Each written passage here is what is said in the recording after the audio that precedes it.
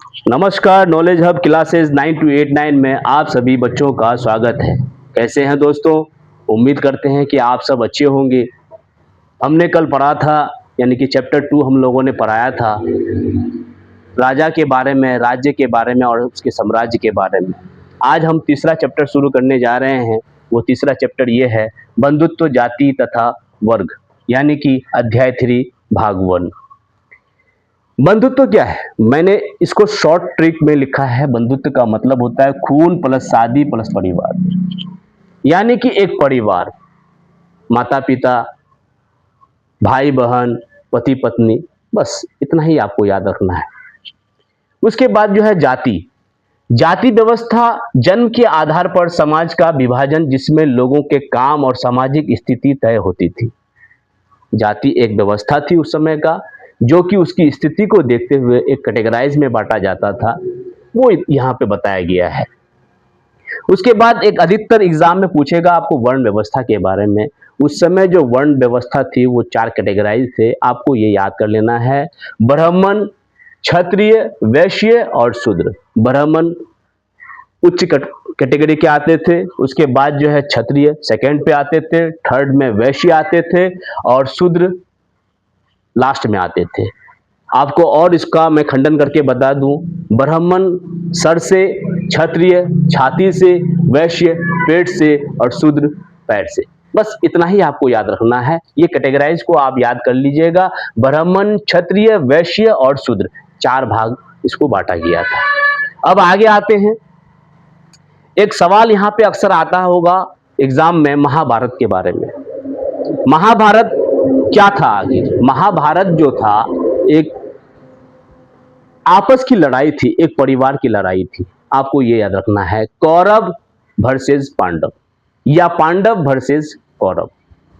पांडव 5 भाई से थे, कौरव 100 पुत्र थे, यानी वो 100 भाई से थे। और ये लड़ाई क्यों हुई थी उसके पीछे कुछ रीजन है, वो मैं बताऊंगा आप लोगों को। महाभारत का जो मुख्य विषय था, कौरव और पांडवों के बीच युद्ध तथा धर्म की स्थापना को लेकर लड़ाई हुई थी। उसके बाद जो है कौरव और पांडव जो है एक ही परिवार के थे, वो कुरुवंश के थे और सदस्य थे जिनके बीच सत्ता के लिए युद्ध हुआ।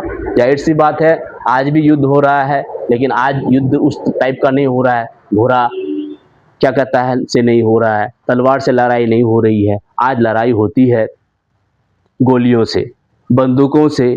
उसके बाद जो है गाड़ियों से लड़ाई होती है। उस समय घोड़े होते थे, रथ होते थे। ठीक है, आगे आते हैं हम लोग। कौरव और पांडव एक ही परिवार के थे और कुरुवंश के सदस्य जिनके बीच सत्ता के लिए युद्ध हुआ। ये बहुत ही इंपॉर्टेंट है, ये आप लोगों को याद कर लेना है। और आसान अगर याद रखिएगा इसको, आसान ट्रिक में, कौरव वर्सेस पांडव प्लस धर्म की शिक्षा ही महाभारत की लड़ाई है। क्या याद रखना है दोस्तों? कौरव वर्सेस पांडव प्लस धर्म की शिक्षा बराबर महाभारत। ये आपको शॉर्ट ट्रिक में लिख लेना है, कौरव वर्सेस पांडव प्लस धर्म की शिक्षा बराबर महाभारत।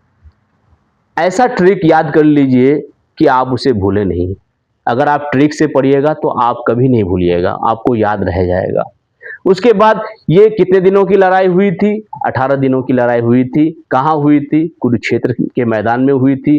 और कुरुक्षेत्र आज के डेट में कहाँ है? तो कुरुक्षेत्र जो है हमारा हरियाणा में स्थित है, जो कि आज उसे हरियाणा के नाम से जानते हैं। एक राज्य है हरियाणा। ठीक है ना दोस्तों? तो ये सारी बातें आप लोगों को याद रखनी है। बंधुत्व के बारे में, जाति के बारे में, वर्ग के बारे में 5 से 6 नंबर तो इजी वे में पूछ लेता है। आप लोगों को इसको नोट कर लेना है।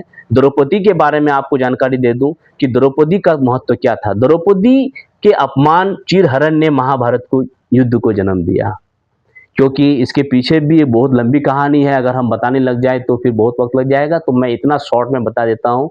द्रौपदी जो थी वो पांडवों की पत्नी थी। अब पांडवों का मतलब है कि 5 भाइयों की पत्नी थी वो कैसे थी? क्योंकि उस समय स्वयंवर होता था। स्वयंवर जो होता था तो उसके जो द्रौपदी के जो पिताजी थे उन्होंने स्वयंवर कराया। तैरते हुए पानी में मछली को उसके आंखों में जो निशाना लगाना, और अर्जुन उसमें पास हुआ। जब अर्जुन उनको लेके चले गए माँ कुंती के पास, तो माँ कुंती को कहा कि हमने एक सामान लाया है, तो उन्होंने कहा मिल बांट के खा लो या रख लो। और अंत में जो है माँ की बातों को उन लोगों ने स्वीकार किया और पांचों भाइयों ने उससे शादी की। आपको इतना ही याद रखना है, ज़्यादा याद रखने की ज़रूरत नहीं है। आराम से एग्ज़ाम में अच्छा मार्क्स आ जाएगा दोस्तों। मैंने पहले भी वादा किया था आप लोगों से कि आप लोग ज़्यादा इधर-उधर की ना सोच के बस शॉर्ट ट्रिक को याद रखें, आपको एग्ज़ाम में अच्छा मार्क्स भी मिलेगा और डिवीज़न भी अच्छा आएगा। ठीक है ना दोस्तों? नमस्कार।